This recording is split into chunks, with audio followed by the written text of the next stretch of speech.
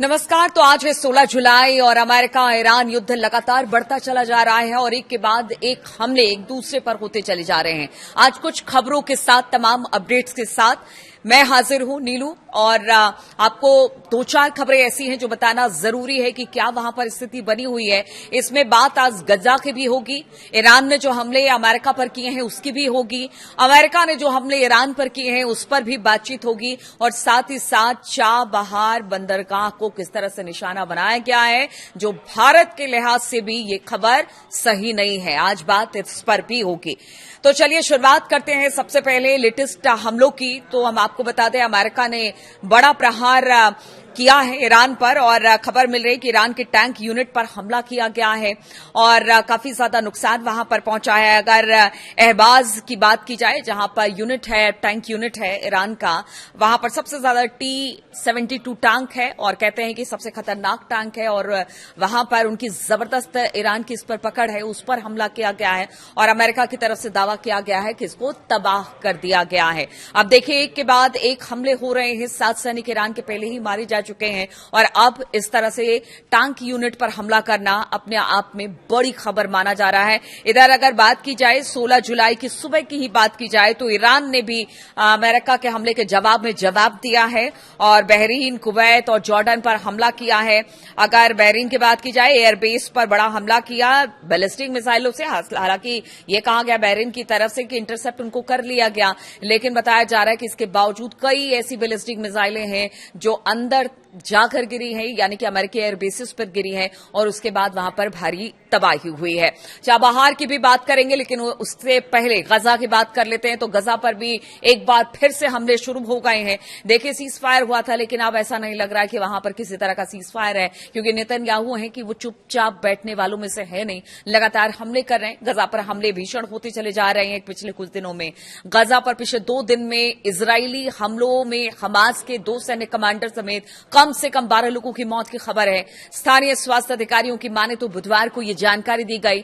Hamas के साथ महीनों पहले हुए संघर्ष विराम के बावजूद भी वहां पर हमले लगातार जारी हैं। स्थिति ऐसी है कि अब तो कोई एक घर भी नहीं बचा कि जिसका एड्रेस आप पता कर ले कि यहां पे कोई घर बचा है। स्थिति बहुत ही खराब है। अल-अक्सा अस्पताल के अधिकारियों ने बताया कि बुधवार को हुए हमले में एक ही परिवार के 3 लोगों की मौत हो गई है। इजरायली सेना ने बुधवार को उत्तरी गजा में हुए एक हमले में हमास के 2 कमांडरों को मार गिराया, और इजरायल का ऐसा कहना है कि हम तो मारते हैं हमास के कमांडरों को, हमारा तो टारगेट वही है। लेकिन वहां पर जिस तरह के हमले हो रहे हैं उससे तो ऐसा नहीं लगता। जिस अस्पताल पर हमला हुआ है, अस्पताल के अधिकारियों ने बताया कि मंगलवार को उत्तरी गजा के घनी आबादी वाले जबालिया शरणार्थी शिविर के नजदीक एक पुलिस थाने पर भी हवाई हमले हुए हैं। यानी बुधवार, मंगलवार, उससे पहले भी हमने देखा किस तरह से गजा में अलग अलग ठिकानों पर हमले हुए हैं और इसमें काफी लोग मारे गए हैं। नासिर अस्पताल के अधिकारियों ने बताया कि खान यूनिस में एक टेंट शिविर पर भी बमबारी की गई है और यहां पर भी एक व्यक्ति की मौत हो गई है। तो पहले ही गजा बर्बाद हो चुका है, अब और क्या बर्बाद करने के लिए वहां पर बचा है कि लगातार वहां पर हमले इजरायल की तरफ से किए जा रहे हैं। और बताया जा रहा है कि इजरायली सेना दक्षिण शहर रफाह के बाहर मुवासी इलाके में एक बच्चे को भी उसने गोली मार दी है, जिससे उसकी मौत हो गई है। इजरायली सेना ने मध्य और दक्षिणी गजा में हुए हमले पर तुरंत कोई टिप्पणी नहीं की है। जबालिया में हुए हमले के बारे में एक बयान में उसने दावा किया कि मारे गए 4 पुलिस अधिकारी हमास के चरमपंथी थे। तो इस तरह के दावों के साथ वहां पर लगातार हमले गजा में हो रहे हैं। स्थिति बद से बदतर होती जा रही है, कोई रोकने वाला नेतन्याहू को नहीं है, और उनके दावे के समर्थन में कोई सबूत हालांकि इजरायल ने पेश नहीं किए। वो हमेशा हमले करता है, लेकिन जहां पर सबूत देने की बात होती है वहां पर किसी तरह का कोई सबूत नहीं मिलता दिखाई देता है। इजरायली सेना के अनुसार आईडीएफ के हमलों में अली शमलाक हमास के नुखबा कंपनी का डिप्टी कमांडर था।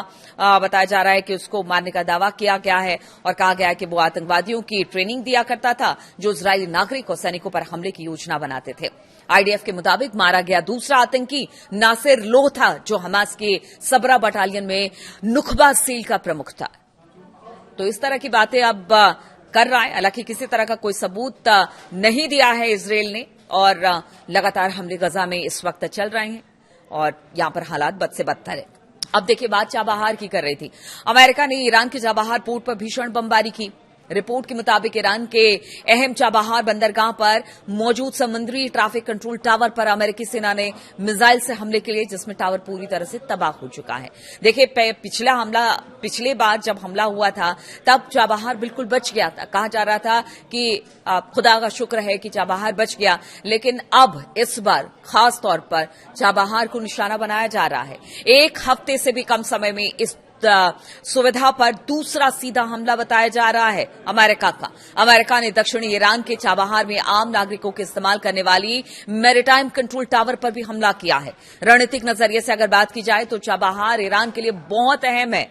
यह हॉर्मुज स्ट्रेट के बाहर देश का एकमात्र गहरे पानी वाला बंदरगाह है जो कि ईरान को खाड़ी से गुजरे बिना सीधे हिंद महासागर तक पहुंचा देता है। ये भारत के सहयोग से बने चाबहार कॉरिडोर का मुख्य केंद्र भी है, जो पाकिस्तान को पूरी तरह से दरकिनार करते हुए ईरान को अफगानिस्तान और मध्य एशिया से जोड़ता है। फिलहाल ये साफ नहीं हो पाया है कि क्या ये हमला उस जगह पर किया गया जहां भारत का प्रोजेक्ट है, लेकिन चाबहार पोर्ट पर हमला करना हॉर्मुज चोक पॉइंट के बाहर व्यापार करने पर और काम काज चलाने की ईरान की क्षमता पर सीधे सीधे हमला करने का संकेत है।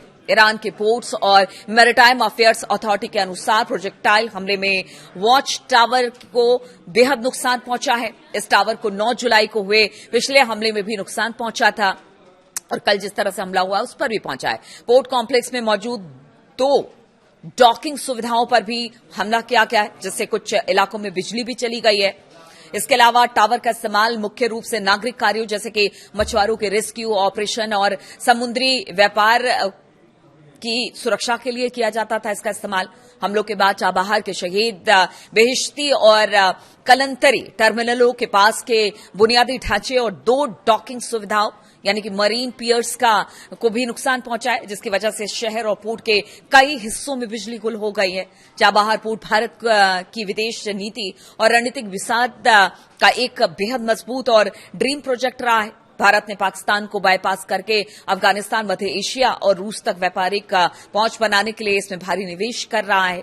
और अब देखिए, अगर चाबहार को निशाना बनाया जाता है तो आप समझिए कि कितना नुकसान ईरान के लिए भी है और भारत के लिए भी है।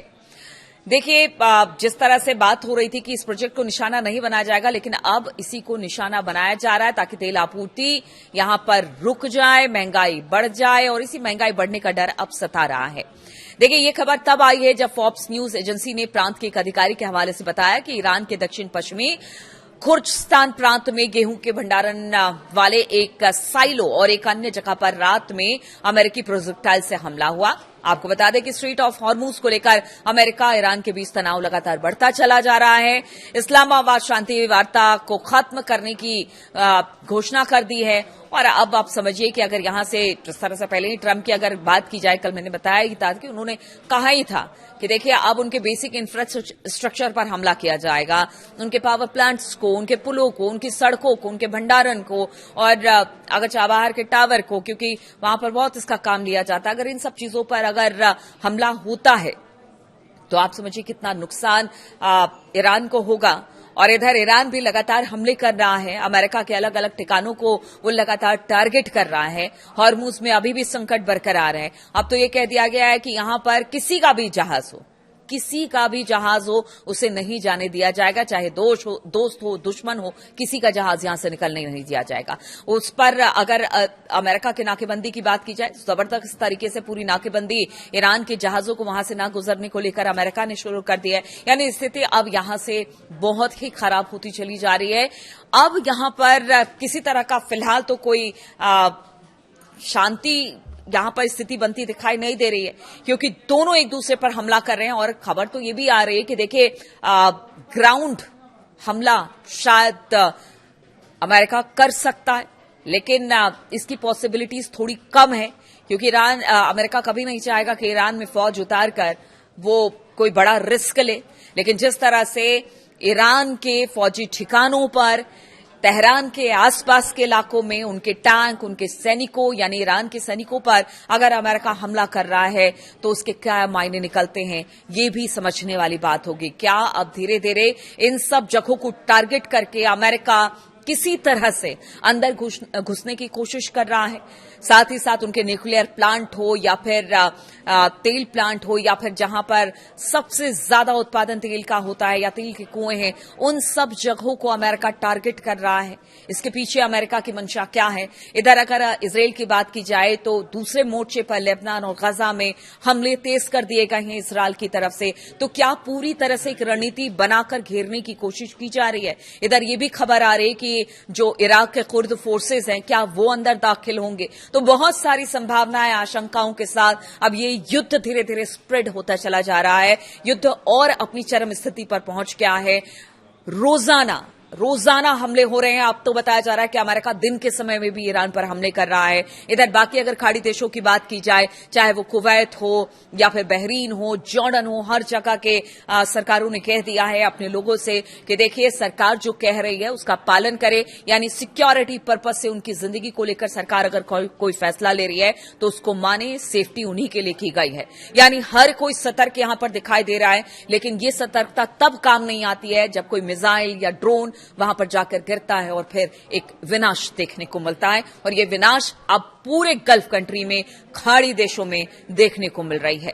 अब ये मामला कितना आगे बढ़ेगा, अब और किस तरह के हमले होंगे, कितने ठिकानों को निशाना बनाया जाएगा, अमेरिका और इजराइल की मंशा क्या है, क्या कोई रणनीति के तहत ये सब कुछ किया जा रहा है, ईरान अब इससे किस तरह से दो चार हो रहा है, किस तरह से जवाब देगा आगे भी इन हमलों का, इस पर मेरी नजर रहेगी। बहुत बहुत शुक्रिया मेरे साथ इस वीडियो में शामिल होने के लिए।